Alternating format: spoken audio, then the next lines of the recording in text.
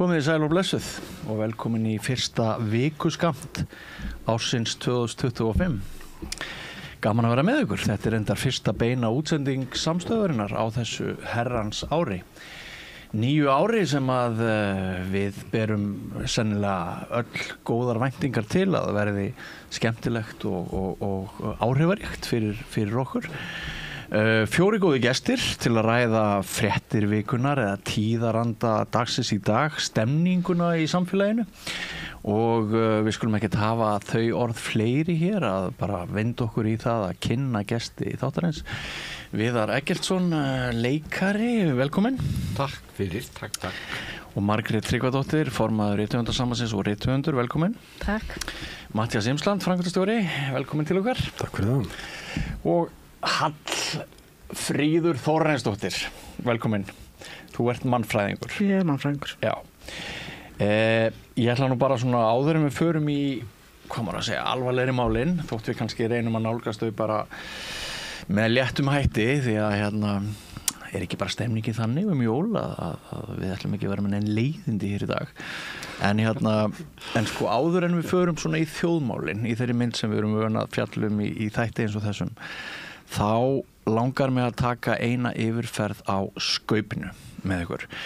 Vegna þess að skaupið er einhvers konar barómeter á það hvernig hluti okkar sér okkar eigi líf 365 daga aftur í tíman og er alltaf einhverju leyti svona forspá það hvar við stöndum þótt það sé kannski ekki hægt að túlka allt og mikið frá þessu. Og það blasir nú við af því þú ert náttúrulega með þinn bakgrunn Viðar að spyrja þig bara svona hvernig þér fannst skaupið, hvað fannst þér sterkast og var eitthvað sem þú hefði viljað sjá öðruvísi? Sko, ég á nú bara eitt prinsip varðandi áramótaskaup og það mér finnst áramótaskaup alltaf skemmtilegt. og svo bara, ég bara slappa af og ég nýt þess að fólk skuli hafa fyrir því að reyna að stemta allri þjóðinni með einhverjum skonar spéspekli og ég bara fullur aðdáunar að fólk skuli setja sko listræna framtíð sína og getu og líf bara í hendur þjóðarinnar sem tilbúin að höggva báða bóga á eftir. Mér finnst gaman, mér finnst alltaf gaman. Og mér fannst þetta skaup bara eins og öll önnur skaup, skemmtilegt. Mér fannst stungið á mörgum skemmtilegum kýlum, mér fannst frammistaða leikara frábær, mér fannst gerfin skemmtileg, mér fannst sumt hlægilega en annað, sumt skildi ég betur en annað, sumt hafði til mín meira en annað og ég held að svona eitt af því atriði sem ég hló mest á, ég hló mjög mikið, ég grét, eins og ég sagði við einn listamannin í skaupinu á kommenti í Facebook, ég sagði þú grættir mig og ég hló svo mikið. Hvaða atriði var það? Það var þetta með þetta kynræna tal. Kalla Margrét fór á kostum hún var alveg óborgarlega fyndin og ég þurfti að spila það aftur daginn eftir bara að því ég misti af helmingunum, ég hló svo mikið það þurfti að setja svona pása alltaf eftir hvern brandara því hún var alveg stórkostleg og mér fannst bara mjög margt svona skemmtilegt og þess að segi, maður á bara að taka móti skaupinu, bara opnum huga og njóta og vera ekki að setja sig í grimmilega gagnrýnenda sæti og breytast að þjóðin í Jón Viðar bara á einn sekundu og bara vera alltaf hóttum sér, bara njótum, höfum gaman þetta bara fullt af fólki að gera bara að reyna að skemmta okkur öllum og það verður reyna að gera öllum til hæfis, það ekki hægt við erum sem betur fyrir svo fjölbreytt og höfum svo mismunandi húmor og mismunandi væntingar höfum bara eina væntingu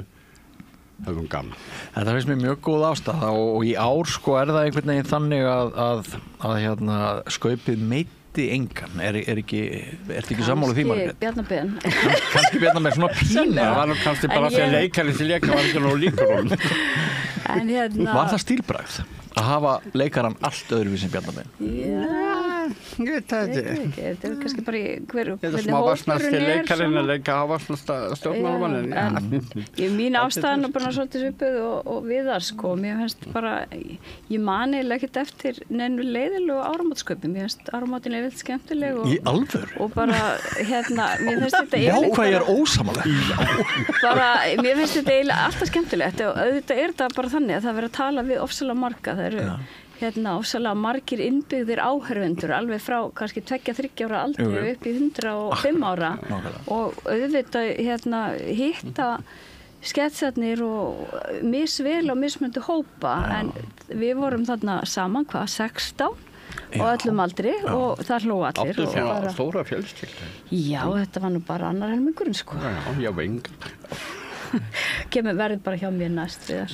Sko ég horfði á skaupið í endursýningu af því að ég var í útlöndum þegar það var flutt og það fyrsta sem við gerðum sem við segjum og sittum okkur Íslendinga það fyrsta sem við gerðum þegar við komum úr flugvélunni og heim það var bara þú veist snakk, kók og skaupið og láta eins og það væri bara gamla skaup og 2 börn sem satt 14 og 16 þeim fannst skaupið skemmtilegra heldur en okkur foreldrum. Mér fannst það svolítið áhuga. Ég held að við ekkert með aldurinn að gera heldur húmóri. Svo gæti það verið. Svo getur við flugþreytuna. Svo getur við tala áður, sko, þegar ég er mjög spenntur að heyra í Matthíasi og Hallfríði. Ég er svo erfitt með það. Nei, mjög flinkur í nöfn. Já, það. Ég segja. Akkur er hún svona reið. Nei, ég er að hafa hann, ég er ekki næstum. Þetta var skaupbrandari. Ég Nei, ég ætla að fara að segja svona árið þau komast það var annað skaup áramóti fyrir daginn. Já, krakkaskaupið. Nei. Það var, já. Kryddsíldin. Já, við komum að henn og Við ætlum að koma. Já, það var alvöru skaup. Það var alvöru skaup. En við þurfum fyrst að ræða þetta þjóðlega áramótaskaup. En Matthías, þú sem framkvæmdastjóri Britsambands Íslands, hvernig fannst þér þetta skaup? Já, sko, ég hafði dálítið gaman að því líka, sko. Og tengdi sjálfur við ýmislegt hana. Já. Svo ég var á bráðamóttökunni akkurat fyrir ári síðan. Og ég tengdi mjög mikið við þetta atriði, sko. Og ég datt núna áramótin og konan ætlaði að senda mig á bráðamóttökuna og ég var alveg bara nei, það er allt í lagi með mig, Allt frekar en að fara inn á þessa. Hvað er þetta áralegu viðbyrð hjá þér? Já, áramótin. Áramótin fara bráðamótin. Það er svoleiðis. Ég var reyndar að horfa sko með 3 starfsmönnum eða 4 starfsmönnum bráðamóttökunnar. Þeim fannst þetta mjög fyndið. Já. Svo held ég líka því þú veist að tala um að sko Bjarni Ben hefði svona aðeins fengið á baukinni í þessu. Sko ég held nefnilega hún finnst það bara jákvætt. Þannig að sko hann var dálítið aðal kallinn sko og hann var svona og þó það sé að koma þessi gagnrýni þá var hann bara það mikið í sviðsljósunum og honum er lyft mikið upp svolítið að ég hugsa að fólki í kringum hann hafi ekkert verið neitt ónætt með þetta skaup. Það er sko sagt á göngum Alþingi sko eftir áramót að ef þú hefur ekki verið í skaupinu þá er ekkert varið í þig. Nei, það er mitt. Þannig að sko þú verður að fá meðhöndlun í skaupinu annars ertu 0 og nix í pólitík. Já, akkurat. Og því ég hugsaði þetta margara pólitíkur sem voru ekki á það. Hugum minn var hjá þeim. Já. En við erum svo heppin að vera með mannfræðingur sko að greina skaupið. Nú er ég mjög spenntur að sjá hvað það segir okkur Hallfríður. Ég ætla að skipta mér inn í tvennt sko. Ég ætla að vera fyrst leikmanneskjan og svo mannfræðingur. Nei. Já, ég tek nú undir sumt að það sem hefur verið sagt hérna, ekki alveg allt. Ég hef missað sko bara það hlutirnir höfða mismikið til manns. Já. Og þá margt þarna með ágættum eins og þetta bráðamóttöku skets þarna og svo leikararnir alveg stórkostlegir alveg hver annan, sko þeir voru hver öðrum betri. Það er alveg sama hvað Ólafía Hrönn gerir, hún er eins og Meryl Streep í mínum augum vegna þess að hún bara lítur alltaf, hún lítur út alveg sem hvað hlutur tekur að sér, það er svona aldrei gert annað. Hún er bara einhvern veginn þannig, hún er bara aldrei gert neitt annað heldur en að vera svo sem hún er akkurat þá. Og Kristbjörg Kjeld og bara allar þessar frábæru leikara en sko handritið ég saknaði þess. Þú hefði viljað sjá meira bit. Ég hefði viljað til dæmis sko Dramber falli næst gamalt orðtak á íslensku og það var ein kona sem satt í forsætisráðherrastóli sem ætlaði sér á Bessastaði og það bara gjörsamlega krassaði þó hún hafi haft sko allra sterkustu áróðusmaskínu sem Íslandssagan hefur nokkru sinni alið og eitt mestum peningum það var bara, þú veist, hún fekk opbáslega bara eitthvað svona algjör og ég velti fyrir mér hvers vegna því að þegar þú berð það svo saman við hvernig réttkjörinn forseti Íslands hvaða meðferð hún fékk eða hann í þessu skaupi, mér fannst það eiginlega bara frekar smánarlegt og hallarislegt. En þetta ekki spurning sko í hvernig hvort þú sparkar upp? Já, þú sparkar ekki í embætti forseta Íslands þegar þeir eru orðnir forseta. Það er bara gömul vinnuregla. Það var brotið. Eins og það var fyrsta sinn með Óla Ragnar en enga síður ef ég má klára þetta þá fannst mér þetta bara verulega hallarislegt og verulega hallarislegt að hún var látið líta út eins og hún væri opáslega kanastleikja kynni ekki íslensku, kynni ekki að meta listaverk, ég veist það bara ekki baunfyndið og ég bara nei, það pirraði mig. Er þetta ekki samt aldrei þannig sko þegar þú stígur til hliðar þá færðu svona smá greis en þegar þú ert í sviðsljósinni þá allt leyfilegt. Katrín svona að fara aðeins til hliðar og fara leiðandi fær hún. Nei, ég held ekki. Ég held bara þeir sem stýrðu þessu prógrami voru bara einhverjir Katrínar lið sem vildi ekki snerta við henni. Tókstu það þannig? Ég tók þannig, En sem mannfræðingur að því þú spurður það að það var sem æðislegt atriði þegar sátt í sófanum að 3 stöllur og voru að tala og svo fóru þar alltaf í sussið. Þú veist þegar var svartur. Og þetta svo einkennandi fyrir Íslendinga líka, öll okkar samskipti og ég sé það sem mannfræðingur að við til dæmis erum ekki alveg fyrir það að kynna okkur. Nei. Það heyrir til undantekninga, fólk gerir það og þegar einhver nýr kemur á vettvang að þá segjum bara að þessi maður væri að koma inn Viðar, þá myndi ég halla mér upp á Mattías og segja bíddu, hver þetta? Þá myndi hann segja hann leikari svo held ég líka hann sé hinsegin og alltaf eitthvað að tala það í fjölmiðlum hann býrist með kallmanni já, svo held ég búið vinkoltanum horfða á þetta. Já, einmitt. Og býtu að ammans var víst formaður kvenfélagsins á Bólingavík. Já. Við erum öll í þessu.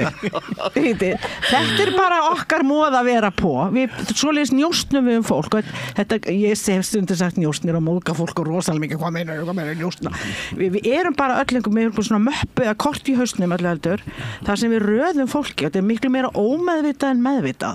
Þú veist, við segjum alls konar, þú veist, eins og bara hvaðan ertu, varst í MR?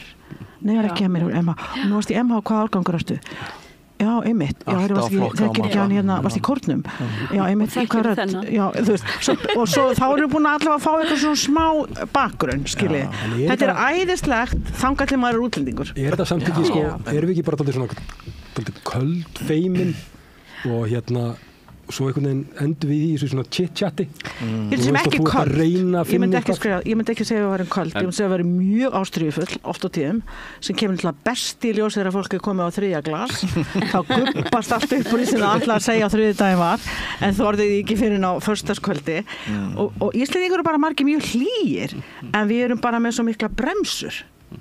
Þú veist, svona mér langar að taka upp mér fannst þetta skets æðislega ég sammála við að lýsa okkar samskiptum ofsalega vel en mér langar að taka eins þráðan með forsetaembættið og skaupið fyrsta sinn sem að var bara forseti sást í skaupinu einhverju leikaforseta var örlítill skets í tíð Vigdísar undir lokin þar sem hún sást við síman Línu síma þá að panta pítsu og þetta þótti slíkur skandal. Var það ekki? á sínum tíma að voga sér. Og sko þið sjáum hvert við erum komin í dag og við síðan gerðist það hvað eftir annað þegar Ólafur Ragnar og Dorrit voru á Bessastöðum. Það þótti mjög skemmtilegt að hafa þau með í skaupinu að leika þá og Sigur Jónsson lék gjarnan Dorrit og hérna Pálmi Gesson var Ólafur Ragnar. Eftir hruni þarna partíð það var ótal stetsar til, þetta er bara að klippa saman alla stetsa forseta og þá sjáum við breytingunum sem er orðið og svo núna Höllu og þetta verður auðvitað mjög nast í stetsum Höllu, það verður ónýttilega að segja en mér fannst eiginlega mest gaman, eitt af því sem ég fannst gaman það var myndatakkan fyrir forsetaframbjóðundur sem held og lamsi mér fannst það óborgarlega fyndið og þetta er bara eitt af þessum sko dásamlegu atriðum og þetta bara gengur fram og tilbaka og þess vegna svo gaman að leikarinn og mannfræðingur sé ekki alveg sammála af því að við speglum þessu stóru þjóð sem er bara alls konar og við skulum bara halda áfram að vera alls konar en þetta er líka mjög áhugaverð sem Hallfríður talar hvíslið og litla samfélagið sem gengur alltaf út á hverra manna ertu og hverra manna hann og svo samfélagið núna mjög hratt að breytast við erum orðin fleiri og það komið alls konar fólk inn í samfélag okkar sem að hjálpa okkur að reka þetta samfélag og því að við erum alltaf fámenn til að vera með svona þjóðfélag og við vantar fólk og við eigum að bera virðingu fyrir fólki sem leggur okkur lið og mætir hingað til leiks og við getum ekki lengur fyrir að nota hann að frasa hverja annað ertu, hann hét Múhammed Ahmed sem var afi minn og bjó í Palestínu þetta gengur ekki lengur sko.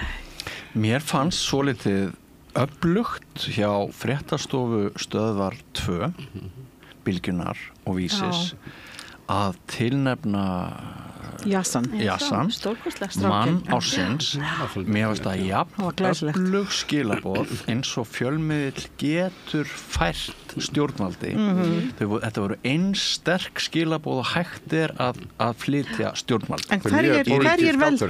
Mjög pólitískt var þetta ekki bara lefendur eða hverjir voru þetta sem að hvað var áhorfendur sem velja? Nei, þetta held ég að sé bara starfsmannahópur fréttamannahópur var ekki á Vísi svona keppni eins og Jú, þetta var ekki Vísi þetta var fréttamanna áhöfn held ég en þetta Vísi hluti af þessu apparat já, þetta var ekki almenningur sem að kaus Nei, ég held að þetta sé kaus almenningur þá Vísi Nei, líka hvaða skilaboð ertu þá að tala þetta séð til og með sér svo í Bandaríkjunum var Trump kosinn maður ársins þýðir þetta að þú ert svona kannski stýra umræðinni þú ert mest í sviðsljósinu eða hvað þýðir það að vera maður ársins? Ég tók þetta þannig ég skildi þetta þannig að við eigum að sýna mannúð við eigum að vera best við okkar veikustu bræður og íslenskir fjölmiðlar, þessi íslenski fjölmiðl vill ekki andstyggilega hörku og bara ómennsku gagvart þeim hópi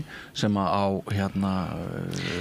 Ég held líka að maður ársins á Íslandi hefur svo oft, með algjörlega leiðast að mig er farin að þvæla eitthvað hérna, en ég held að við leggjum meira upp úr einhverju svona mannúðarstarfi sem viðkomandi hefur lagt að mörkum frekar en það að hann sé bara frægur að hafi sýnt á eitthvað í pólitíkinni eða pólitíkus það er svo auðvelt að vera frægur Þjóðin er að gera sama hlutin varðandi mann ársins eins og þegar hún velur forseta Hún vill fá að ráða sjálf mannskinni, hún vill leita annað heldur en í frægafólkið og heldur en pólitíkusa og það sem henni sagt að gera. Stundum alveg pólitíkusa verið valdir. Ekki alltaf. Það er sko, þegar valdið vill að einhver verði forseti, þá rís þjóðin upp gegn því. Það við gert hvað eftir annað. Og eins sem með mann ársins fólki að velja manneski sem hefur lagt eitthvað að mörkum til samfélagsins, manneski sem bara af götunni, það venjulega valið sem manneski ársins og það svo fallið að þjóðin En það nú líka eins og þríegi var nú valið, það var, þú veist, það voru þríegi hérna Alma Möller, núverandi heilbrigðisráðherra og fyrrverandi landlæknir og öllum mönnum var líka skipað að vera bara inni, þannig að það gátt ekki urinni En mér finnst þetta Þetta fyrir í skaupið Mér finnst þetta þetta er kannski ekki vending en þetta eru sterk skilaboð sem að fréttastofa Stöðvar 2 Bylgjunnar og Vísis sendið þarna og það voru líka sterk skilaboð sem þinn formaður því að við erum nú hérna úr ýmsum flokkum við þetta borð. Á hann formann? Já, hann á formann. Þú ert framsóknarmaður, er það ekki, Matthías? Og svo náttúrulega Brynjar Níel sem fórseti Britsambarsins. En hérna þinn formaður, svo ég ávarpiði sem framsóknarmann Matthías, hann tók nú heldur betur áhugaverða snúning þarna fyrir kosningarnar þegar hann hélt sína ræðu flóttafólk. Sem var svo tekið upp í kryddsildinni. Já, sko, ég er alveg sammála því, en svona, mér fannst svona samt svona skrítið margt í því, sko, það var svona einhvern veginn, mér fannst það svona eins og þetta væri svona fyrirfram ákveðið eitthvað sem átt að koma hann las þetta af símanum sínum þetta virkaði þannig sko og það er náttúrulega og ekki þetta því en sumir sögðu nefnilega að það væri ekki þetta því ég var í þeirri stöðu að ég var að hlusta á þetta en ekki horfa og ég fattaði semst ekki fyrir bara eftir á að hann hefði lesið þetta á skjá mér fannst þetta algjörlega stórkostlega ræð og ég held í raun að veru að hann hefði að því það var verið að byggja upp þessu umræðu og það átti að gera þetta kosningamáli hann draf það ég held að það hafi verið viljandi gert og það að hann hafi verið svona vel undirbúin það er bara betra hér satt ég við rauðaborðið rétt fyrir kosningar eða rétt bara í byrjun kosningabaratunar og satt þarna með nokkru fólki og það var spurt meðal annars hvað er þið helsta málið í kosningunum ég sagði það er þið húsnæðismál og fjárhagsstaða heimilanna og svo framins og þá satt hér einn í viðbótar sem held ég fram að það er því málefni hælisleitenda og mér datt ekki í hug að hann hefði á rétt að standa ég var kveðin í kútin en ég segi svo Bríet Heitin Héðinsdóttir sagði einu sinni ég er orðin svo hundleið á því að hafa alltaf á rétt að standa en sem betur fyrir þá sló hann þetta gjörsamlega málefni út af borðinu óþarfa málefni og fólk fór að ræða það sem skiptir raunverulega máli og ég held líka sko að það var þannig fyrir stjórnarslitin þá var það mikið í fjölmiðlum og miklu meira heldur en kannski efni stóðu til síðan sá maður þessar kannanir hvað skipti máli hjá fólki og þá var þetta bara kannski svona rétt að mælast svona þetta fekk einhvern veginn miklu meira pláss heldur en sko efnistóðu tilfærslu en það er náttúrulega sumir ætluðu sér að gera út á þetta bæði miðflokkurinn og sjálfstæðisflokkurinn ætluðu sér að gera út á þetta en málaflokkurinn er náttúrulega ég vinn í þessum málaflokki búin að gera það síðastlegin rúm 20 ár hefur verið að rannsaka innflytjendasamfélagið í Íslandi og verið með alls konar fræðslu þar að lútandi og það sem hefur náttúrulega gerst og ég spáði, svo ég gumi mig nú líka eins og sem ég hérna við borði að ég var sko sjá þetta var algjört jaðarmál þegar ég byrjaði í þessum málaflokki kem beint frá New York þar sem ég búin að vera í 13 ár og inn í þetta litla sveitarsamfélag hérna og ég held bara að dagar mín væri taldir þetta var svo hræðilega einsleitt en það breytist mjög hratt og örugglega og málaflokkurinn var eins og var í sjálfsér Tjörtingar Spáman til að sjá það að hann fór frá því að vera algjör jaðarmálaflokkur og er mjög hratt að fara inn á miðju þessara pólitíska vettvangs en við skulum ekki gleyma því heldur að sko til þessi innflytjendamála í Íslandi það mótast auðvitað að því hvernig þau eru byggð upp hér kemur nánast bara fólk frá Evrópska efnahagssambandinu það er allt með full borgararéttindi það hefur engan kosningarétt hins vegar sem er mjög athyglisvert að 20% nefnir sveitastjórnum kostum en það er mjög athyglisvert að þeir eru í heildina 20% og getur kannski áætlað að þar af séu kannski 75-80% með á kosningaaldri eitthvað af þeim eru hérna þegar orðnir ríkisborgarar þannig við getum sagt svona 60 hvað ég var að segja það er alltaf 50.000 manns og það munur nú minna í íslenskum alþingiskosningum heldur en 50.000 atkvæði og maður velti fyrir sig sko, er þetta, þú veist, hvernig lítur spóluðum 50 ár fram í tíma, hvernig myndir líta á það, þú veist, að svona stór hluti fólks hefur ekkert að segja það hvaða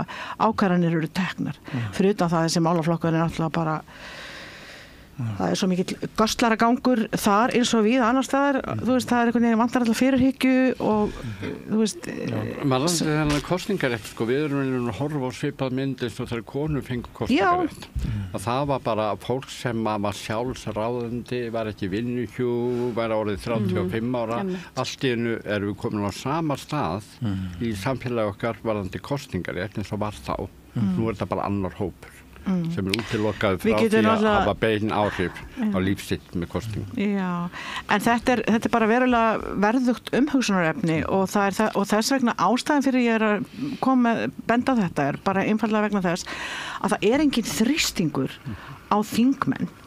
Þið veitir, ef þeir þyrftu að veiða þessi atkvæði í sínu kjördæmi þá væri ábyggilega annars sláttur í pólitíkinni, skiljiði. Önnur umræða hjá þeim. Allt önnur umræða. Já. Og þú veist, og þannig að þetta svona okay.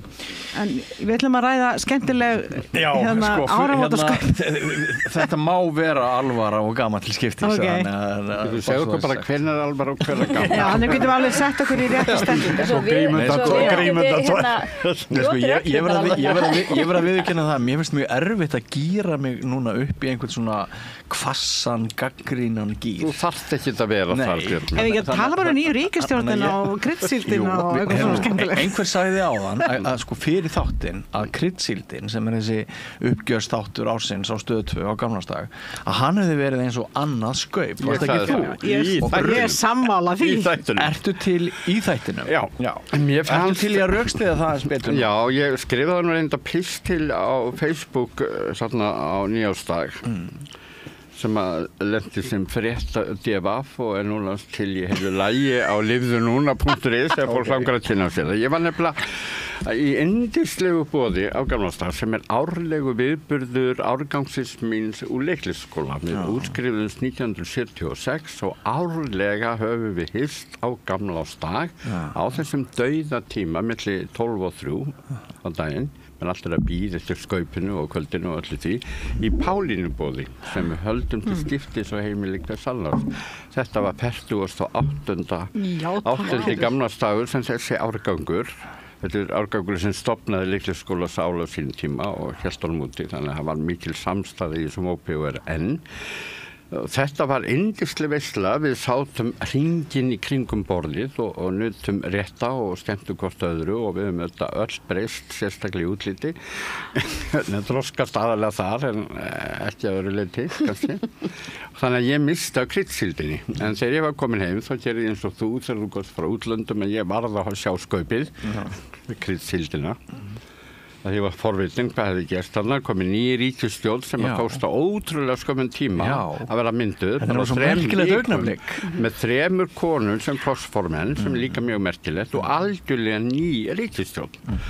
Og þarna horfi ég á sjónvarpstæki og það þetta háborð með þjóla á hverjum fingri og almúginn situr í rökkvuðum salnum og horfir á. Þetta svolítið öðruvísi boðið okkar, skólasystkynnar sem vorum að endurnýja kynnin og þakka fyrir árið og hlakka til nýs árs. En þarna sátu í bland, það var svolítið serjent hvernig það var stilt upp, sko. Þetta eins og síðasta kvöldmáltíðin, það svona, þarna spyrjendurnir 2 eins og 2-faldur Jesú og svo postularnir að báða hendur og þarna voru 3 konur að þessinni og 3 kallar. 3 konur nýkomnar í ríkisstjórn, búin að mynda ríkisstjórn og 3 kallar og þeim var viksla þannig að það var alltaf kall og kona þarna á báða hendur stjórnendana.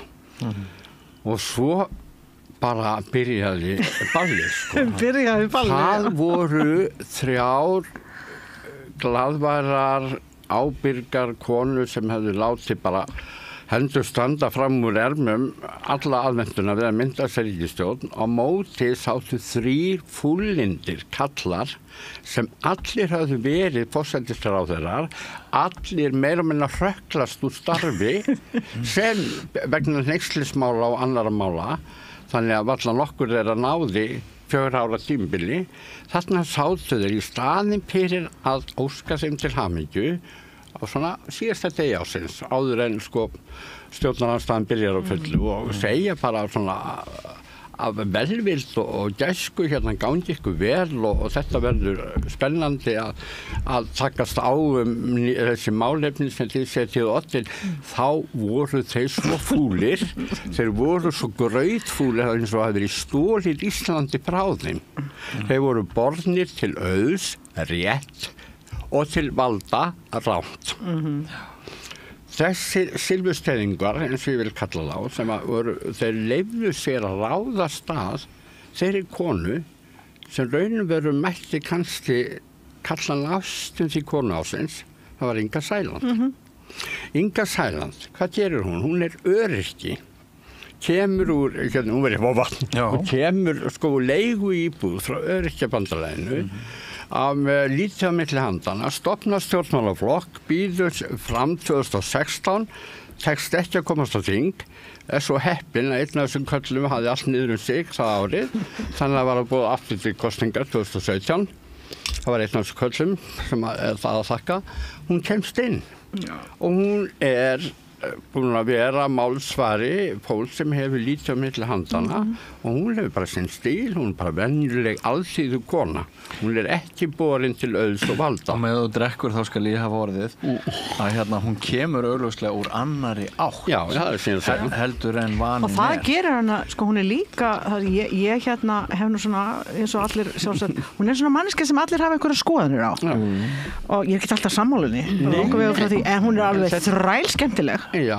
Hún er rosalegur sjarmör og hún talar sem hún segir svo sýstir mér það vantar stundur svolítið filteran á hana en hún svo sönnsam þannig að og líka eitt sem ég kann svo vel að meta við hana hún talar svo skemmtilegt mál hún kemur á norðan hefur ekki raskat með það að gera nei það góð íslenska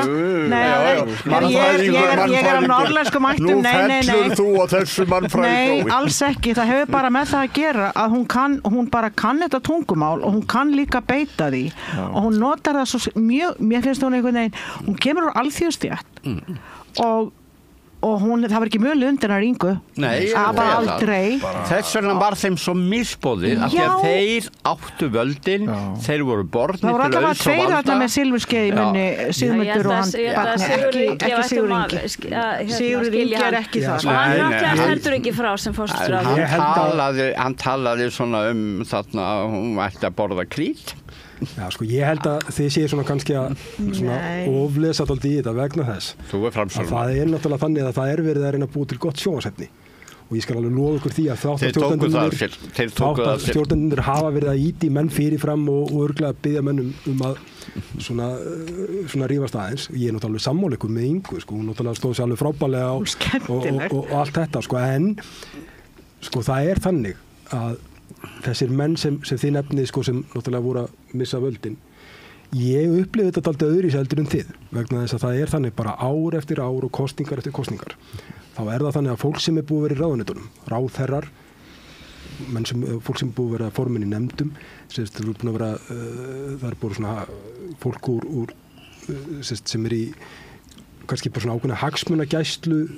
getur verið læknar sem hitti heilbrigðisráðherra og svo framvegis þú ert stanslaus að hitta fólk sem segir bara þú ert besti heilbrigðisráðherra ever þú aldrei sett sér betur inn í þetta og svo þegar þú ert búin að vera ráðherra í 4 ár og þú ert bara búin að segja við á hverjum degi að embættismenn og hagsmunar allir að segja hvað þú ert frábær Þú ert helviti snillingur. Já, og svo náttúrulega bara á einhverjum tímapunkti að þá finnst þér náttúrulega bara voðalega leiðilegt að segja eitthvað annað heldur en þetta. Þú vilt bara heyra þetta.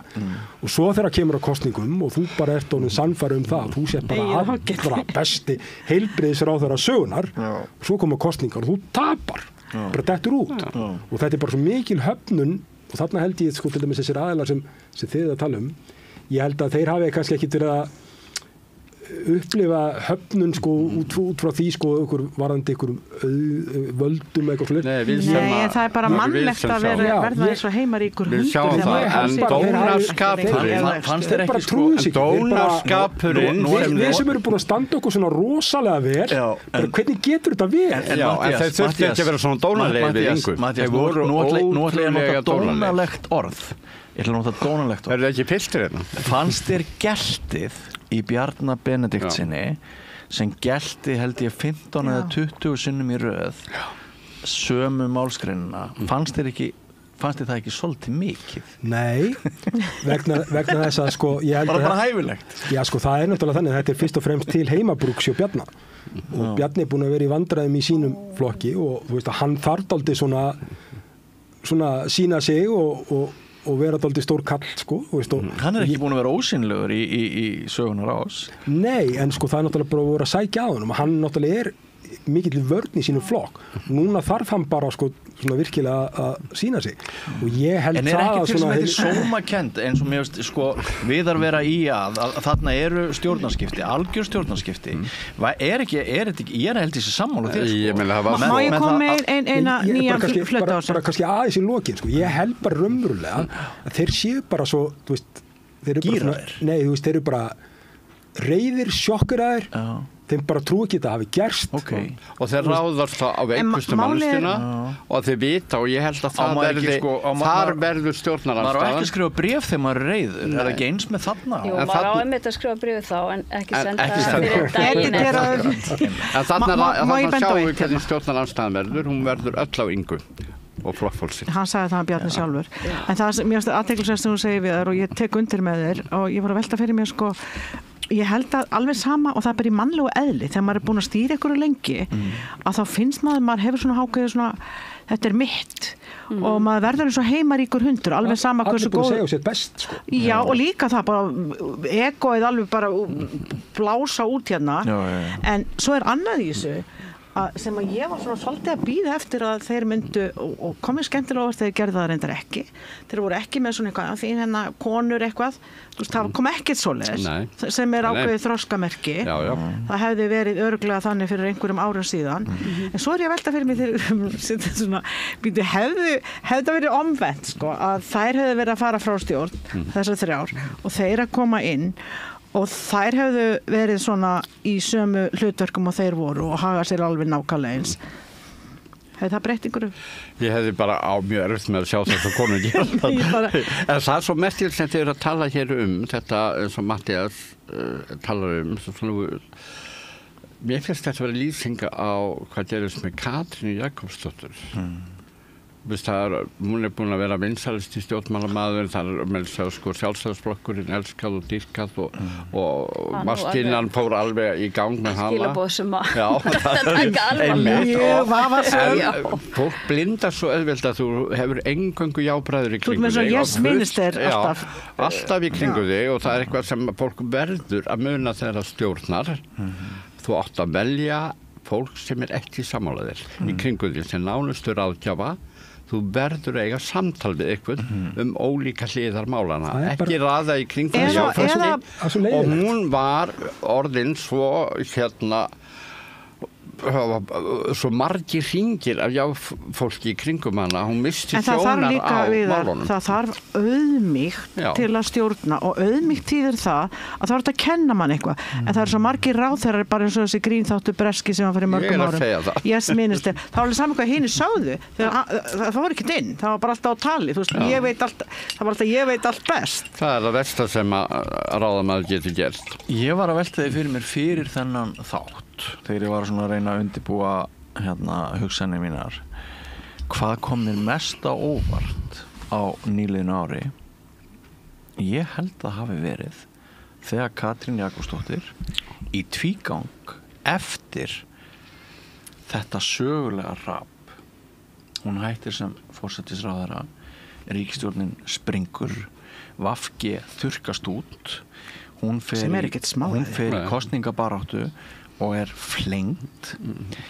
og hún mætir í viðtal mörgum mánuðum síðar hún er lengi að hugsa hvað hann ætlar að segja og það sem hún segir er ég hef ekki viljað breyta einu einasta atriði og ég er enn að velta því fyrir mér hvað hún á við er hún ekki bara að reyna að segja ég horfði ekki á þetta viðtalið en svo var hún bara ég bara trúi ekki að þetta sé lærdóminu sem hún ætlar að taka ég vona þú að vera röngast hann hún hafði ekki sagt hún sagði þetta hún sagði þetta ég horfði ekki á þessu að breyta engu 2 viðtöl sama daginn en sko mér finnst þetta svo óbóðsleg breyting vegna þess að það er ekkert launungamáli ég var í hópi aðdáðandar Katrínar Jakobsdóttur einu sinni las hún yfir bók sem ég skrifaði og hún skrifaði falleg ummæli hana sem var á bókarkápu og eitthvað svona og við höfum alltaf verið miklu vinir, ég vona við séum ennþá miklu vinir, en sko hvað varðum dómgreind hennar árið 2024 og þau hefðu búin að hugsa Margrét var með eitthvað og þau hefðu búin að hugsa lengi að þú ætlar aftur að koma inn í samfélagið og tala aftur við þína þjóð sem var hennar þjóð og hún var búin að svona bara næra alltaf vel að mínum að þið og það eina sem maður man úr viðtalinu það að hún ætlaði ekki að breyta neinu ef hún myndi gera þetta aftur Ég sagði hún ekki líka, ég heyrði það allavega, hún hefði sagt það, ég ekki lengur í pólitík og ég ætla ekki að tjá mig þetta og þá sagði fréttakonan, býtu þú varst í 20 ár, þú hlýtur að hafa einhverja skoðunir á þessu, þá bara hafði hún enga skoðun. Já, hún kannski vill ekki hafa skoðun. Sko ég held að hún hefði ekki getað sagt neitt annað í raun og veru, sko. Hún þetta kannski slítið svolítið samengi, við erum eiginlega sjálf viðtali í heild. En það þannig, sko, mér fannst þetta framboð hjá henni, mér fannst þetta var svo klúðuslegt, sko, að öllu leyti, vegna þess að það þannig að í upphafi árs, það virtust allir á Íslandi vita það að hún hefði áhuga að vera forseti, nema þá hún sjálf og síðan formenn hinna flokkana. Og svo það vissu allir þetta. Já, sko, svo líður og býður og svo loksins þegar þetta kemur, þá allt svo klúðuslegt í kringum þetta. Það eins og menn hafa ekkert talað saman og þetta verður svo neikvæð áralt í kringum þetta og þetta fer svo illa af stað.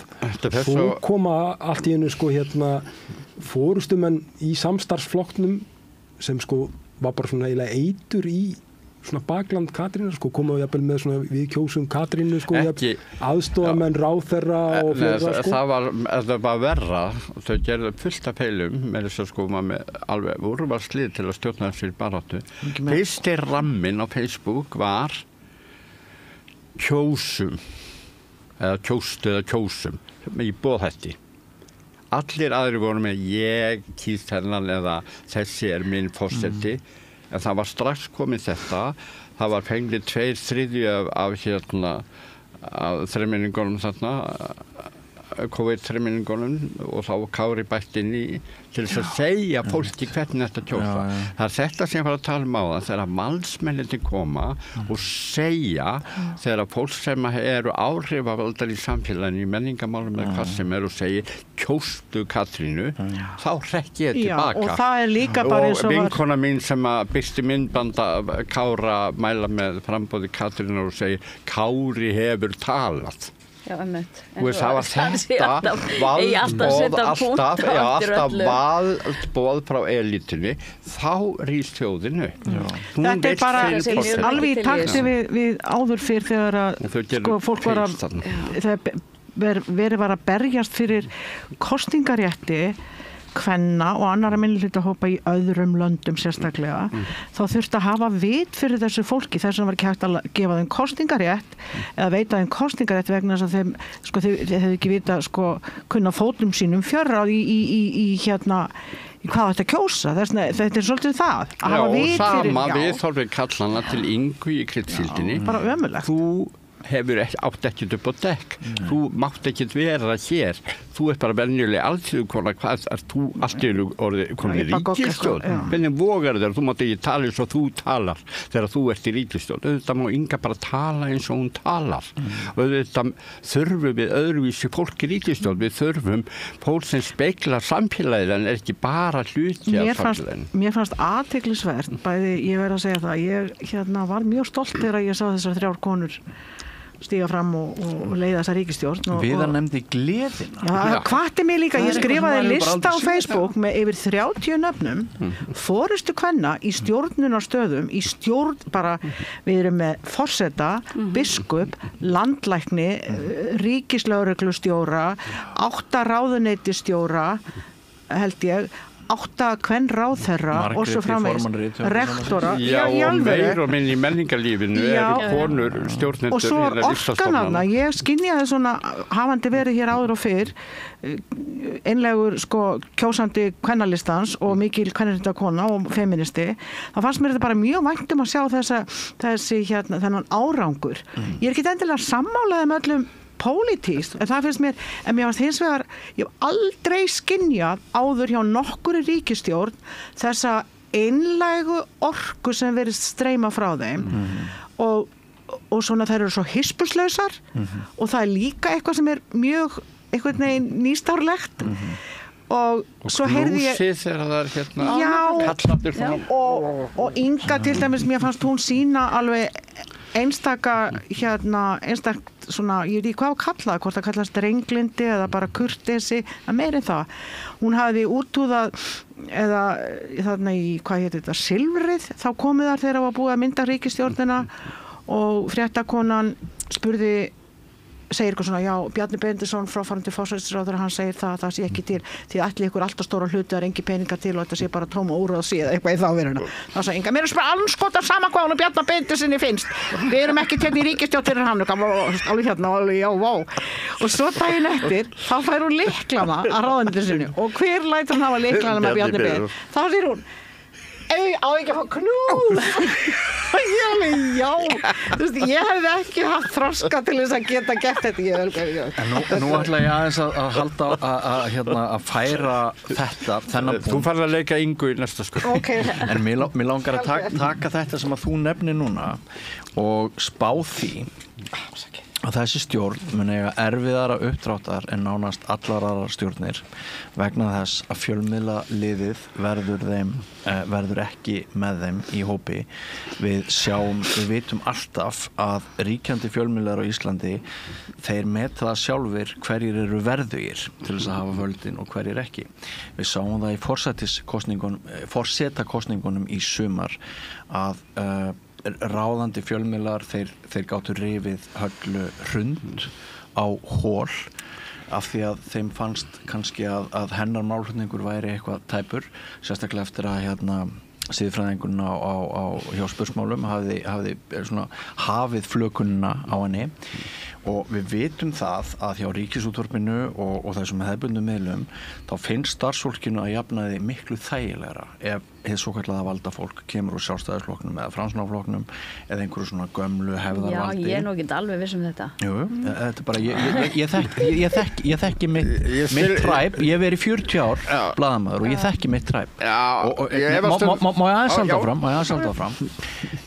Það sem að mun gerast og það sem við sáum strax á bylgjunni að það verður riflild á milli Kristjáns og Ingu þar sem að Kristján bara Kristján Kristjánsson hann bara hjólar í hana og bara og það er fáheyrt það hefði aldrei gerst ef hún kæmi úr Sjálfstæðisflokknum eða Framsóknarflokknum aldrei, ekki séns það er ekki til nein vinstri sinnuð eða hvað maður að segja þetta er náttúrulega ekki vinstristjórn það er ekki til neitt fjölmiðl sem eitthvað kveður að sem að mun styðja þessa stjórn það er bara einhver svona litlir jaðarmiðlar hér og það, dvergmiðlar ekki hlutverk fjölmiðla að styðja ríkisstjórn en nú er það samt orðið þannig það er orðið þannig að Morgunblaðið tekur svakalega mikla þetta verða erfið tíma fyrir Morgunblaðið þurfa að bæða gagnrýna allt sem gerist í Reykjavíkurborg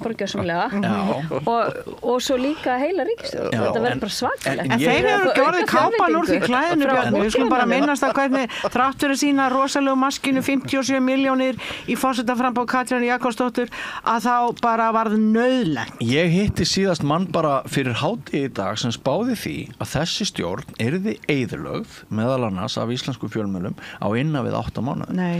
Þannig að, nei, ég er ekkert að segja það gangi. Það verður gerð tilraun. Það tekst ekki. Þannig að sko aðhaldið sem að þeim verður sýnt verður rosalegt. Svo að þeir eru þrjárkonur og þá vitum við það alveg að þótt þetta er svona gerfi sýndar jafnrétti að það er alltaf sparkað þarna undir. Já, en það sem er kannski sorglegast í þessu talandi fjölmiðla að það náttúrulega þöggs í þessum fjölmiðli hér sem við sitjum í að þá vantar bara yfirleitt yfir línuna, það vantar alla analýsu.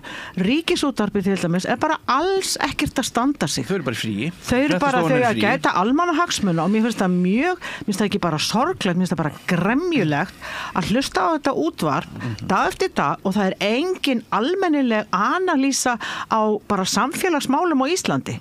Það er tala ég geti lagt þeim sko bara skrifa lista það sem þarf að rannsaka og skoða eins og til dæmis bara eitt af því við erum að tala um pólitík og ég er ekki að segja ykkur neina fréttir að það hefur tíðkast á Íslandi að forstjórar ríkisstofnana eru ráðnir miklu meira á grundvelli flokkskírteinis heldur en faglegar þekkingar.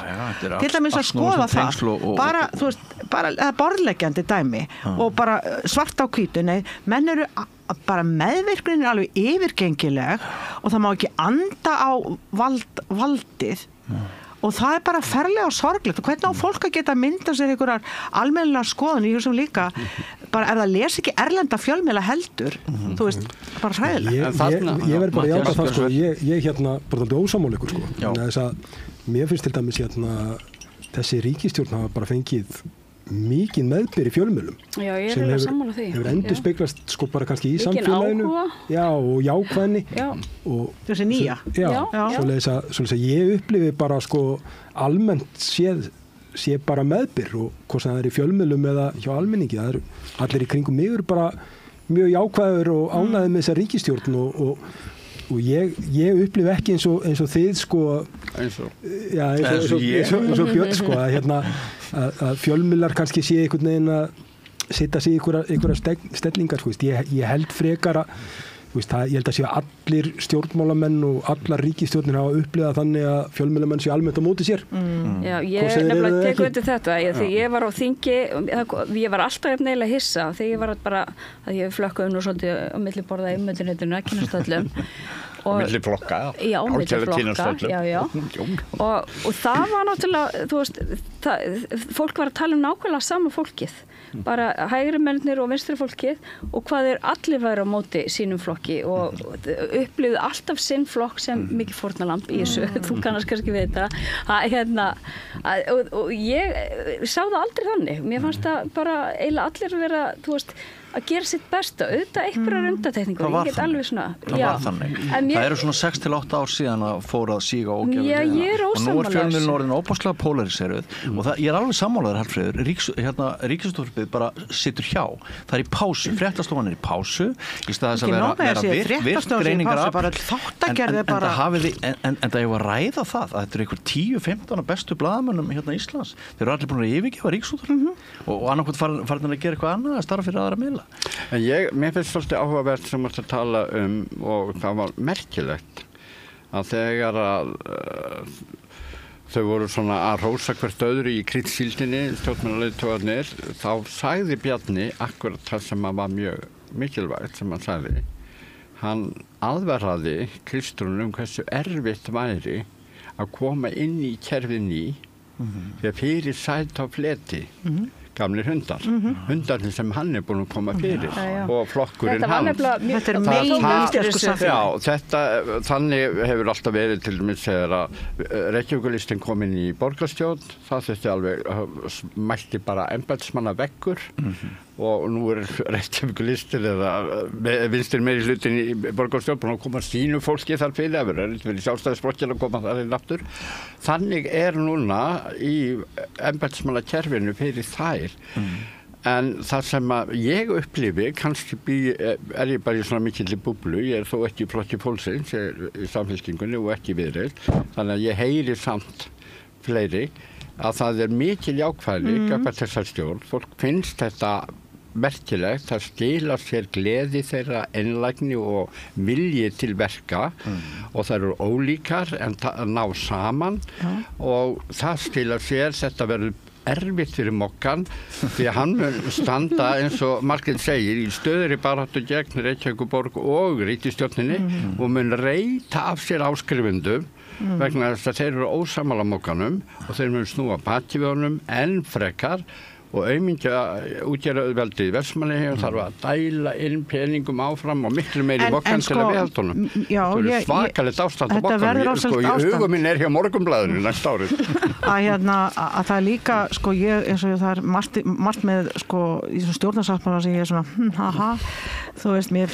Það er ekki að kalla það stjórnarsáttmála. Ég er miklu vinstri sinnar og var meira að segja framboði fyrir þennan ágæta sósíalistaflokk, en komst ekki á þing ólíkt Margréti En hvað það? Ég er svona mitt hjartaslæðir þarna vinstra megin og ég fer ekki til grafgötu með það. Mér fannst, sko, það verður fróðlegt að sjá því þeir ætla að spara peninga og vera með betri rekstur og ég trúi því að þeim verði kápan úr því klæðinu. Ég bara trúi því vegna þess að konur hafa iðulega stýrt heimilishaldi og þær vita, þær eru svona forsjálli og bara fara betur með fjö. Svolítið pennalista skýrla. Já, nákvæmlega, en að því sögðu að þá er allt of mikið það inn í stjórnsýslunni að það sé fólk sem fer þangað inn á flokkskírteini og kann ekki til verka.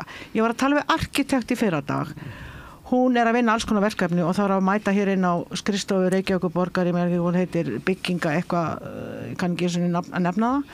Þar situr maður fyrir í fleti, svo ég noti orð Viðars, sem kann ekkert, er heimspekingur, en veit ekkert skipulagsmál. Nei, og hann kann ekki að lesa úr teikningum. Þannig hann er með 2 aðstofamenn með sér og ég hugsa, já, einmitt. Þetta er ábyggilega sko mjög víða að finna. Við erum með forstöðumann Vegagerðar ríkisins sem er dýralæknir. Mér finnst þetta langt besta og skemmtilegasta dæmi en algjörlega ófyndið að hún er dýralæknir. Akkur fekk hún jobbið? Jú, vegna þess að Sigurður Ingi var samgönguráðherra og hún var í Framsóknarflokknum og þess vegna var hún ráðin. Og hann dýralæknir. Og ég hef alveg getað að fara í Vegagerðina. Ég meina, ég hef ekkert minni þekkingu. Ég veit að ég datt reyndar í hug, sko, hún hefði fengið þetta jobb vegna þess að það er svo mikið kyrt, tölvist algengt að þessi kyrt á sauðfé vegna lausa göngu búfjár og þá myndi hún vita sko hvernig þetta bregðast við. En ég sé enga aðra tengingu. Ég veit það frá fyrstu hendi að hún er búin að ráða meira og minna allar vinkonur sínur úr saumaklúbnum inn í stofnunina. Og það er svona hlutir, það eru svona hlutir sem þarf að skera upp og bara hreinsa út. Svona stjórnarhættir eru hræðilegir. Nú get ég sagt það sko, bara hvað einasta ríkisstjórn sem hefur komið inn frá ég man eftir mér hefur talað það sé þarna embættismannakerfi sem sé eins og olíuskip og það haggist ekki og allt þetta. Svoleiðis að ég held að þetta sé raunverulega samkvæmt að þessi ríkisstjórn núna eða svo undan, þetta er alltaf það sama sko, þú veist, út með embættismannakerfi sem kannski alltaf íhaldsamt og hafa verið að vinna eftir einhverju. Matthías, þú hafi í huga að síðustu 41 ára 50 er sjálfstæðisflokkur búin að vera í stjórnarna. Við erum að tala sjálfstæðisflokki. Ég hugsa til dæmis, nú noti ég ekki að fullvera sko, en ég hugsa til dæmis að ef það er að gera skoðanakönnun hjá embættismönnum, hvað er kjósa, ég myndi halda sko að Viðreisn sé mjög ofalega þar og Samfylkingin tildurulega líka sko, svoleiðis að svona mín tilfinning er sko embættismannakerfið sé það er náttúrulega þarna sko, en ég held að þetta hafi samt ekkert áhrif. Það eru óbáslega leysingar í gangi þegar sjálfstæðisflokkurinn er komin niður fyrir 20%. Þá sjáum við náttúrulega hvað landslæðið er breytt. Það er ekki búið vegna þess að við bara sem við áhuga á stjórnmálum við býðum bara spennt eftir landsfundinu. Verður hann í febrúar, Margrét. Það má heldur ekki gleyma því sko að bæði sjálfstæðisflokkurinn og Miðflokkurinn þau hafa gert aldrei út á það sko að berjast gegn kerfinu og það er þetta embættismannakerfi sko það sem það er ekki að breyta neinu vegna þess að hér eru fyrir af því að þú hefur verið aðstofamaður á þeirra og af því að þú þekkir sumpart þessa kanala sem við hinn þekkjum ekki heldur þessi rámt þetta er alveg ný hlýðaði Matthías heldur þessi rámt hjá ríkisstjórninni 2009-2013 vinstri stjórninni heldur þessi rámt þegar þau gera upp sitt tímabil þannig að þau hafi ekki átt neitt séns inn í ráðuneytunum vegna þess að fólkið þarna inni hafi bara neitað að gera það sem þau báðu fólkið að gera það hafi bara beðið eftir í að sjálfstæðisflokkurinn og Framsóknarflokkurinn en byrju var það eitthvað þannig? Þau segja það ég held að segja þetta bara allir á þeirra sko. Það segja allir á, þú veist, þegar menn eru kallaði núna til ábyrgðar sko, til dæmis ykkur sjálfstæðismenn eða framsóknarmenn, af hverju gerur þetta ekki? Já, þú veist, það var svo erfitt og embættismannakerfið og það var þetta og þessi reglugerð og þarna og svoleiðis að ég held þetta sé bara almennt. Mér fannst mjög mikið merkilegt þegar ég var í kosningabaráttunni fyrir 3 árum og mér fannst óbúslega gaman, þá hitti maður alls konar fólki, alls konar félag og meðal annars var ég á fundi með bæði stúdentum og kennurum við Háskóla Íslands og þar var glæsileg ungkona nemandi sem að ég tók síðan bara svona eintal og eftir að því hún hafði vaktið svo mikið áhuga minn og sagði við hana, langar þið ekki bara að fara á þing? Hún sagði, nei, mér langar að fara í ráðuneyti. Já. Það ræði miklu meira. Já, það þannig sko allavega í stjórnkerfinu, sko, það þessi almennu þingmenn hafa mjög lítið vægi. Já. Svo það líka þannig eins og þegar ég var aðstofamaður, að þetta var kannski á svona... Hvaða ráðherra, svo ég spyrja? Ég var í Vægró.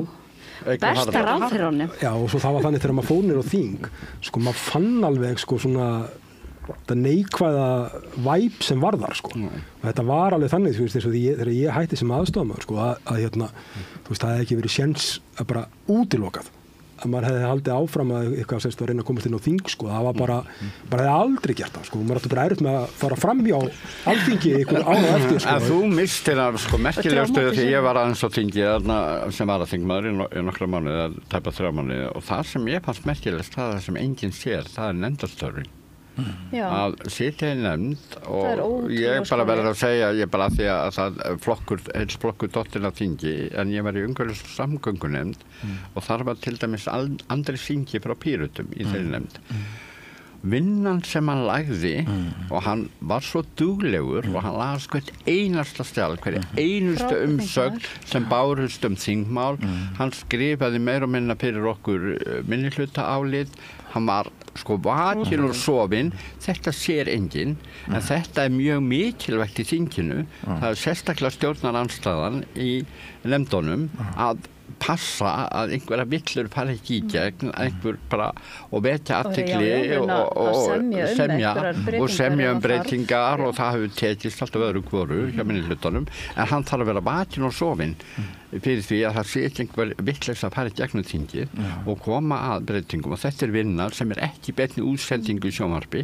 Þetta fer fram öðrum tímum dagsins og kvöldir og ég verð að sko hæla Andri Singa og reynda mörgum píratana sem voru mennir á þingi á þessum tíma hvað þau voru óbúslega vinnusam.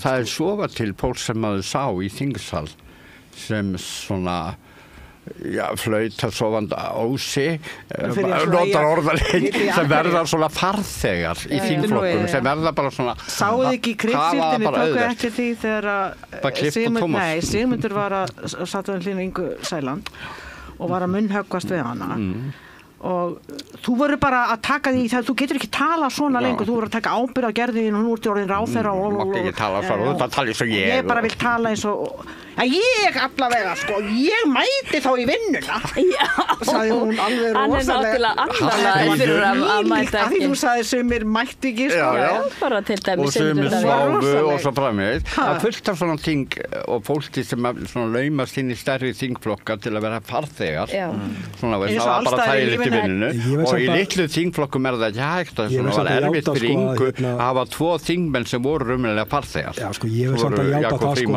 ef þú horfir á miðflokkin, við vorum með 2 þingmenn, hvað höfðu mikil áhrif, við komist mikið með sín máli. Án þess að mæta vel á alþingi, sko. Já, þeir mættu í sín eigin málþóf. Já, með sín eigin málþóf. Þeir mættu mjög lítið í nefndirnar sínar, mjög lítið. Ég fór að skoða til þess að það var mál sem lá fyrir í einni nefndinni sem að snerti mig persónulega mjög mikið vöggustofubörnin sem að auðvitað hafa aldrei fengið uppreisnæru í þinginu, það bara skólaði spurt þarna frumvar sem að voru 15 fundir í nefndinni þar sem að þetta bara gómaði þetta mál. Ég held að sko þeir hafa alltaf látið sást aldrei Heyrðu, við verðum að fara að slá botnin í þetta. Ég þakka ykkur fyrir gaman. Já. Við langaðum svo að segja eitt, ekki tími? Jú, hún fengið að tala svo lítið. Við langaðum svo að tala þessar tillögur hérna, eða óskefti tillögum, ég fannst þetta svo merkilegt. Og líka sko, að ég var í þinginu hérna eftir hrunið og þá voru verið að prýfa alls konar svona og við vorum að vinna stjórnarskrá í opnu ferli og allir máttu senda inn og þetta var svona tilraun til þess að gera okkur öll þáttökundum í lýðræðinu. En nú kemur þetta og það bara rosaleg svörun. Ég satt nú í gærkvöldi og kíkti á okkur 250 en það reyndar númer 250. Já, og ég var náttúrulega bara að lesa það sem var opið af því að mjög margir skila nafnlaust og lokað. Og það var sko margt sem sló mig. Fyrsta lagi sko, þú veist þetta með að sumum fannst bara að þetta ykkar verkefni, þið að hafa þetta.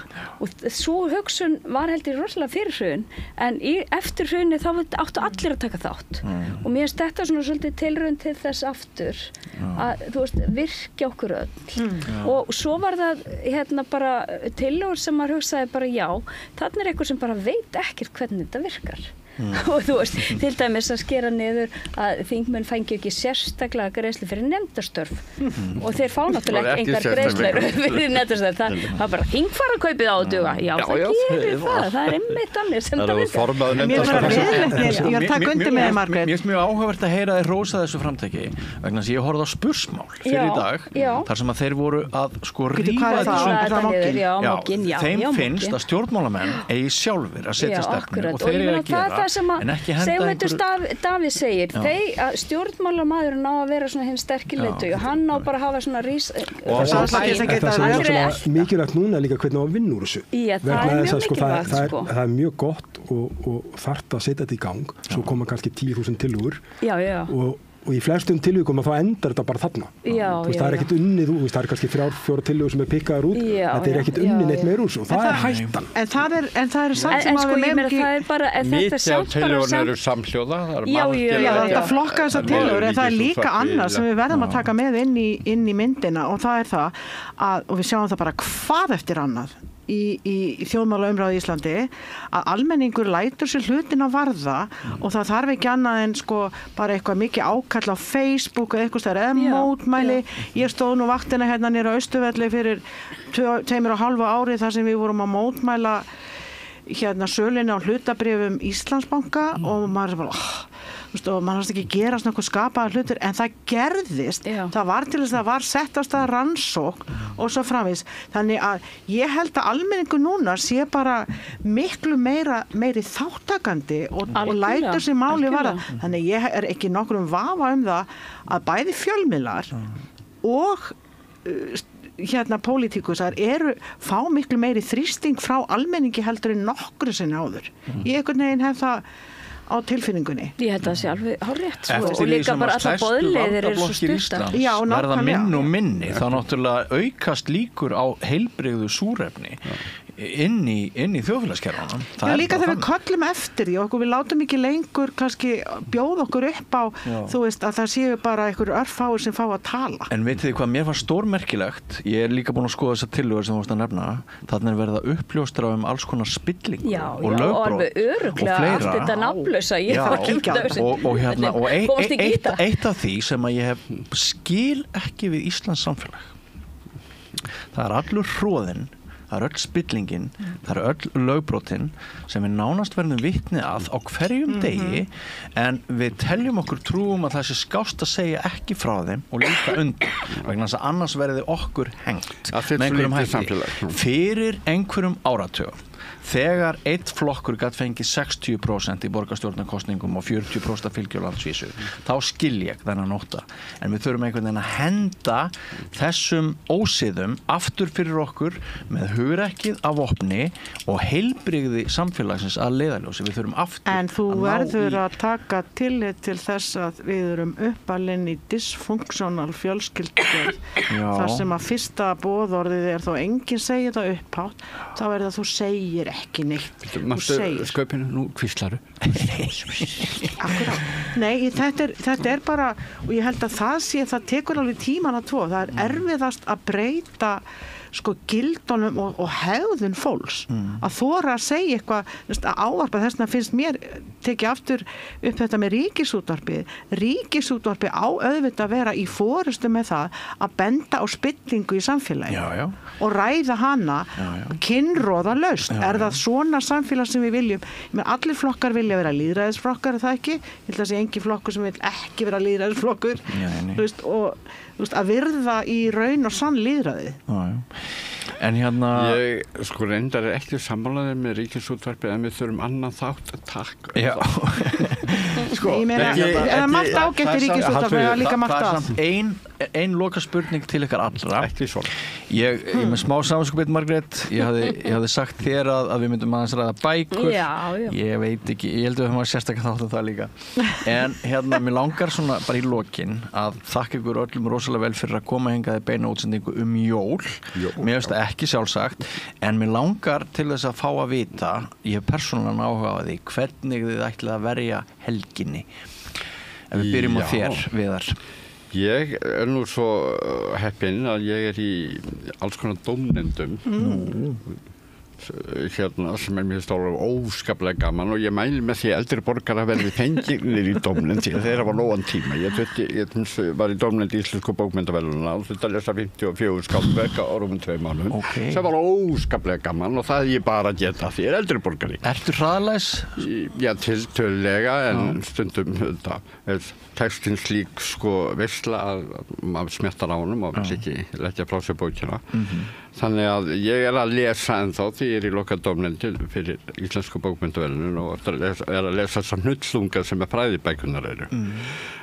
Ég geri það helgina og svo ég svo heppinn að ég í valnefnd Grímunnar þannig ég þarf að sjá alla leiksýningar sem þetta ofsalega gaman og það eitthvað svona kringum 60 á vetri og ég að fara að sjá Jermu annað kvöld í Þjóðleikhúsinu og hlakka mikið til því að ég get ekki sagt sýningunni ekki búin að sjá hana en þetta nútíma útgáfa byggð á leikriti García Lorca og ég laumaðist til að sjá myndband af sýningunni í London National Theatre margur rómuð sýning því mér gaman að bera saman og líka sýningar á sömu verkum og þetta mikil velunul sýning sem var þar og aða leikonan sem lék Jermu óbyrjuna að hún sópaði til sín öllum leiklistaverðlaunum Englands fyrir aðalhlutur kvenna það árið 2017 þannig að Nína Dögg það nú aldeilis að standa sig til að teppa við það þetta mjög spennandi, þetta ætla ég að gera lesa og sjá leikhús. Þetta hljómar eins og þú sér bara í 200% að vinna Launalaust Vel gert, takk fyrir framleiði. Sko ég á allir lífeyri ég fæ 80.000 á mánuði en svo lífeyri sjálf líka. Já, einmitt. En Margrét? Ég bara ekki búin að ákveða hvað ég ætla að gera með helgina. Nei, en það er ekki þægilegt. Jú, það er ágætt. Mamma minn á afmæli í dag. Til hamingju með hana. Ég var kannski að hugsa að bjóða henni kannski eitthvað á sýningaröld og kaffihús helgina. Eitthvað svo les. Matthías? Já, sko, það vil svo skemmtilega til að nú að byrja Bridge-mánuðurinn miklu. Svo það þannig að ég verði í Bridge helgina og svo að núna í lok mánaðarins eru 2 stórmót á Íslandi. Það annars vegar svona alþjóðlegt mót, Bridge-túr, þar sem að koma í Bridge-heiminum, sko, við erum að tala það þeir sem númer 2, 3, 4, 5 og 7 og 9 og 15 á heimslistunum sem að koma og spila. Mörg hundruð erlendir keppnisspilarar. Já, og svo Bridge-hátíðin okkar. Hún er já, heldur betur, sko, og það er hún síðan strax eftir þetta mót og það náttúrulega margir erlendir spilarar að koma og mikið af íslenskum spilarum. Svoleiðis að þetta svona það sem þetta svona Bridge-mánuðurinn mikli, sko, það er það sem að fara núna í myrkrið í janúar hentar vel til að spila Bridge. Ég held að sjá á spilin. Ég held að hendi bara alltaf vel að spila Bridge. Ég held það. Þessi mót sem þú nefnir, þau eru bæði í Hörpu, er það ekki? Jú, þau eru í Hörpu og það er þannig til dæmis að maður hafði áhyggjur af því með Hörpu, sko, að það væri þannig að náttúrulega kannski einhver banki með móttöku á efri hæðinni og eitthvað slíkt og þetta yrði erfitt. En síðan það er alveg gríðarlega ánægja hjá erlendur spilurunum og kannski sérstaklega það er náttúrulega útsýnið þarna og það er eitthvað svona, menn tala mikið það, sko, að öll skipulagn á Íslandi sé svo góð, sko, ég reyndar nú skil það ekki alveg. En vissu þið að konur eru miklu meiri hluta þeirra sem eru á Bridge námskeiðum núna? Það er ekki hugmynd. Nei. En konur eru á miklu meira hluta á flestum námskeiðum. Já, og leikhúsi og tónleikum og myndlist. Og ef að kallarnir gera eitthvað, þá er það konurna þeirra sem að bóka miðana og allt þetta. Já, þetta er allavega svona að ég ætla lengi það, sko. Þetta er eitt af því sem við erum bara að greina, sko, hjá okkur. Þess að það eru, eins og þú segir réttilega, sko, það eru 70-75% af þeim sem eru að læra Bridge konur. En allt eftir því sem, sko, skrefin verða stærri sko varðandi þú veist að mæta á Íslandsmót og svo framvegis þá eykst hlutfall kalla svoleiðis að þetta er svona eitthvað sem maður ætti að fá mannfræðingin sko til þess að hjálpa sér með sko af hverju þetta gerist þannig að þess að sko áhugin er svo gríðarlegur í konum en síðan þegar kemur í svona þess að allra mestu keppnishörkuna þá eru mikið myndi kalla. Það sé ekki sko að byrja núna á námskeiðum og smátt eftir námskeiðin fara þær að verða sterkari og sterkari. Kannski eitthvað verið. Já, þetta er kannski bara tímaspursmál hvernig að taka yfir bara að keppninu. Jú, en mannfræðingurinn fær einmitt að eiga rúsinuna í pilsuna. Hvað ætlað þú að gera helgina? Hvað ætla ég að gera helgina? Og sláð okkur út nú. Góð spurning. Ég á að mæta fund hérna í fyrramálið. Já. Ég situr í framkvæmdastjórn Sósíalistaflokksins sem rekur þetta húsnæði hérna. Og síðan nú svona bara, ég þarf að taka próf. Ég er í leiðsögumannanámi. Ég hef unnið sem leiðsögumaður mikið á sumrinu mörg undanfarin ár og ákvað svo að það var eiginlega ekki annað hægt en að ná sér í þessi réttindi. Er gaman að vera gædd? Það er rosalega skemmtilegt. Ég er alltaf á leiðin í þetta nám. Það bara fer eftir, þetta er ósæðlega fjölbreytt. Er það ekki? Jú, og maður þarf að hafa, þetta er svona eins og kennsla og svona, þetta er svona infotainment eins og Amerikanar kalla þetta. Þetta er information,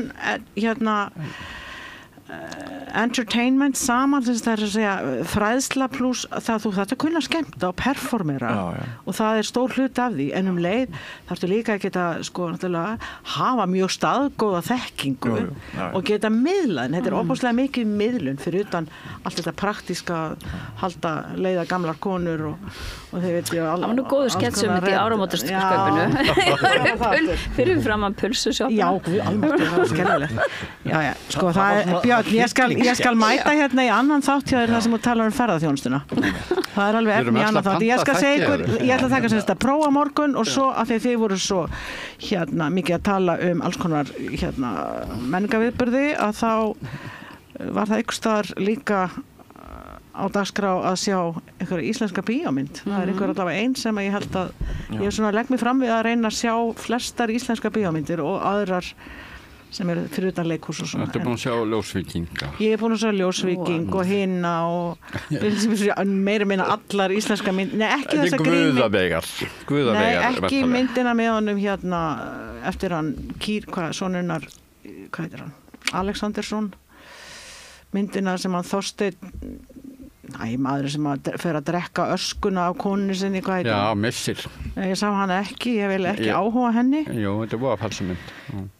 Ég er svo mikil kveif viðar ég get ekki horft á eitthvað svona þú sér bara tvisvar sinnum mann taka eitthvað sem lítur út eins og hveiti eða lyftit upp ég hef svo ríkt ímyndunum svo er öll hinn myndunum allt annað en það ekki yppa augabrúnu og hengslun þú veist ekkert hvað það tala fyrir þú séð það ég þor ekki að sjá svona ég er bara svo mikil þetta er pallimynd og hún hefur því miður farið mjög lágt það fengið mjög litla aðsókn það er virkilega gaman að þessum mörgum flottu íslensku bíómynd sem hafa verið að koma Ljósvíkingur æðisleg já, við erum að styðja svona myndir eins og þessa mynd sem er byggð á skáldsögu einnig svona fallegustu nóvellu Guðbergs Bergssonar en mér heyrist við öll vera sammála mikilvægi þess að vera bara busy í janúar já það er besta leiðin en má ég segja eitt að lokum Björn fyrst við erum búin að vera að tala svo mikið nýja ríkisstjórn og alltaf og fráfarandi ríkisstjórn ég syrgi ekki fráfarandi ríkisstjórn nei af því þú sagði ég mætti vera með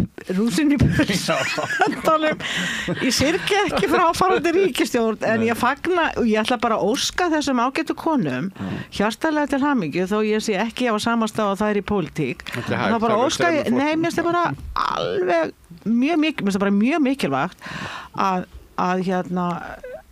óska þeim allsins besta af því ég held að hugur þeirra standi þannig og virðast vera mjög svona hvað segir maður, standa þétt saman já, frábært Heyrðu, þetta var mjög skemmtilegt Viðar, takk fyrir komuna Björn, takk fyrir að taka móti mér mjög skemmtilegt Margrét alltaf ánægja. Matthías, minnst þú hafa komið mjög sterkur Það hann einhver.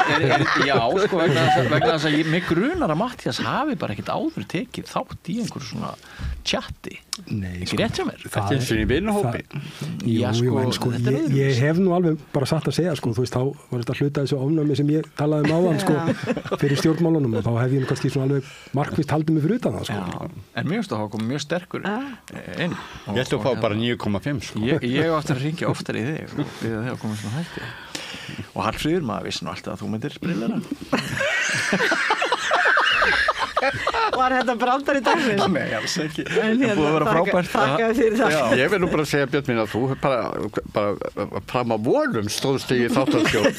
Ég átti ekki alveg vona þessu, en sveimi þá, ég held bara að þetta verði árið þitt. Ég held að sé að fara fram, Björn. Ég drakk ekki kaffi í hálfan mánuð af því ég nýkom frá útlöndum og ég var svo hræddur fyrir hann að þátt að ég er bara svona af því að ég reyna að venja mig að ég að drekka 20 bollaða kaffi eins og ég vanur á hverjum degi. Þú lítur miklu betur út. Já, mér finnst ég bara að vera nýr maður. Ég sé það, ég ætlaði ekki að þekkja þig. En mjög gaman að vera sitja með ykkur og áhorfendur, góðir og hlustendur, kæra þakkir fyrir samveruna. Enn eitt ballið er að byrja, nýtt ár hjá Samstöðinni. Við biðjum ykkur að hafa ykkur í huga ef þið eigið 2500 krónur aflögu.